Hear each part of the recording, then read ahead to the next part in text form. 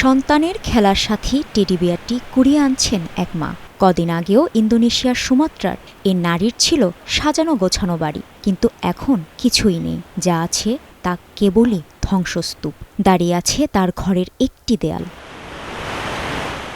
প্রবল বন্যার স্রোত ও ভূমিধস কতটা ভয়াবহ ছিল তা উঠে এসেছে ৪১ বছর বয়সী আফরিয়ান্তি নামের এ বাসিন্দার কথায়।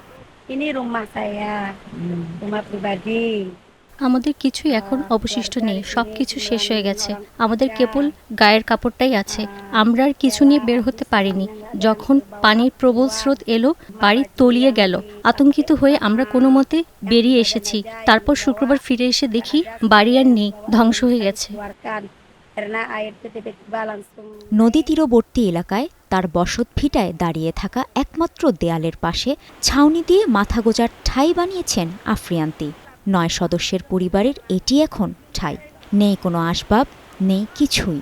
ছিন্ন ভিন্ন হয়ে কিছু জিনিস পড়ে আছে, বাকি সব নিয়ে গেছে ভাসিয়ে। আমার বাড়ি আর ব্যবসা সব শেষ, দোকানটাও নেই। আমি শুধু এক টুকরো দেয়ালের পাশে ঠাঁই নিয়েছি। ইন্দোনেশিয়ার পশ্চিমাঞ্চলে অবস্থিত সুমাত্রা দ্বীপ। এখানকার পশ্চিমাঞ্চলেই মূলত তাণ্ডব চালিয়েছে বন্যার স্রোত।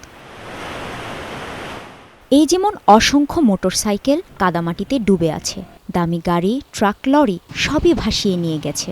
লণ্ডভণ্ড হয়ে আছে বিভিন্ন স্থাপনা। কর্তৃপক্ষ বলছে দ্বীপটিতে এরই মধ্যে প্রাণহানি ছাড়িয়েছে ৬০০, নিখোঁজের সংখ্যাও ৪৬৪। লণ্ডভণ্ড হয়ে গেছে বিস্তীর্ণ অঞ্চল। দেশটির দুর্যোগ ব্যবস্থাপনা সংস্থার হিসেবে এ বন্যায় ভয়াবহতায় ক্ষতিগ্রস্ত হয়েছে ২৮,০০০-এরও বেশি ঘরবাড়ি ও ১৪ লাখ মানুষ।